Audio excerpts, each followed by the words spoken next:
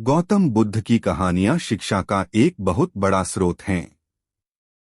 अपने जीवन भर बुद्ध ने लोगों को एक अच्छा, खुशहाल और भक्तिमय जीवन जीने की शिक्षा दी। गौतम बुद्ध शांत स्वभाव के ज्ञानी पुरुष थे। उनकी दी गई शिक्षा अगर आज का मनुष्य अपना ले तो उसके जीवन की आधी परेशानियां बुद्ध की शिक्षा से ही दूर हो जाएंगी।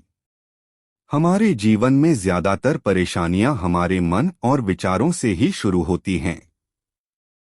जैसा हमारे विचार होते हैं वैसे ही हमारा स्वभाव हो जाता है, और जैसा स्वभाव होता है वैसे ही हमारे कर्म होते हैं।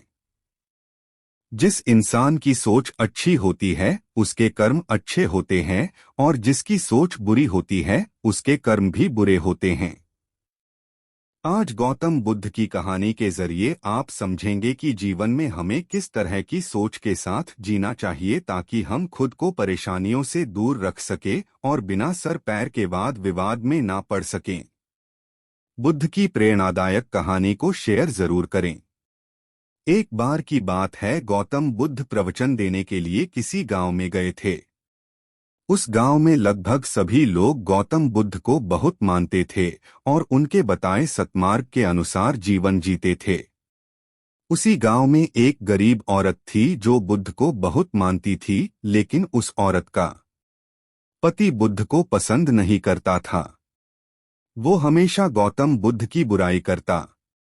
उसका मानना था कि बुद्ध ढोंगी है और माया करके लोगों को बस में कर लेता है। एक दिन उस औरत ने गौतम बुद्ध से बहुत प्रार्थना करी और उन्हें दिन का भोजन करने के लिए अपने घर बुला लिया। गौतम बुद्ध ये बात नहीं जानते थे कि उस औरत का पति उन्हें ढोंगी समझता है और बुरा भला कहता है। बुद्ध दिन के समय अपने कुछ शिष्यों के साथ भोजन करने उस स्त्री के घर पहुंच गए। दिन का समय था, उसका पति घर पर नहीं था। उस औरत ने बुद्ध का स्वागत किया और सबके लिए खाना लगाया। जैसे ही उन लोगों ने खाना शुरू किया तो अचानक उस महिला का पति भी घर आ गया। अपने घर में गौतम बुद्ध को देख वो गुस्से से लाल हो गया।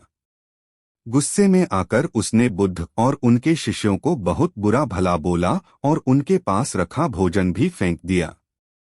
गौतम बुद्ध ये सब देखकर सिर्फ मुस्कुरा रहे थे।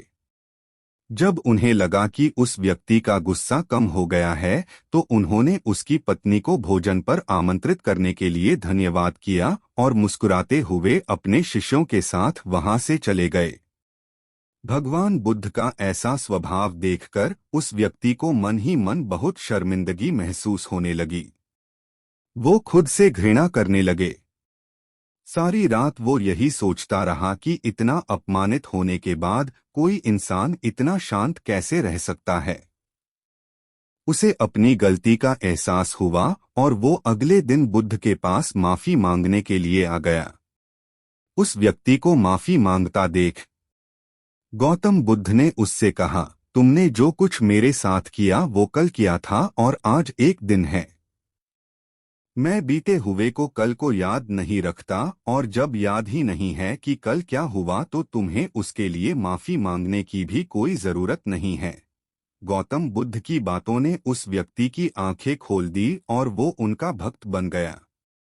जो लोग समझदार होते हैं वो कभी भी बीती हुई बातों में उलझे नहीं रहते। उनके लिए हर दिन नया होता है और वो अपने हर दिन की शुरुआत नए तरह से करते हैं। कुछ बातें ऐसा होती हैं जिन्हें भूलना बहुत जरूरी होता है, वरना वो बातें हमें अंदर ही अंदर खा जाती हैं। लेकिन बहुत से लोग ऐसे होते हैं जो पुरानी बातों को भूल नहीं पाते, बार बार उनके बारे सोचते रहते हैं। पुराने बातें या यादें अगर अच्छी हैं तो कोई समस्या नहीं है, लेकिन अगर वो बुरी हैं और बार बार याद आती है या आप खुद उन्हें बार बार सोचते हैं तो वो बातें डर, डिप्रेशन, गुस्सा या फिर बदले जा रूप ले लेती हैं। ऑफिस में बॉस की डांट, ब्रेकअप का गम, स्कूल में टीचर की मार, रास्ते में हुई किसी से बहस, इन चीजों को आप जितनी जल्दी भूल जाएं उतना ही बेहतर है। ऐसी चीजों को हम जितना याद करते हैं, ये हमारे दिमाग में उतना ही नेगेटिव असर डालती हैं और बार बार हमें कुछ गलत करने पर मजबूर करती हैं। इसलिए बीते हुए कल में हुई ऐसी बातों को भूलना सीखो जो आपके भविष्य को खराब कर सकती हैं।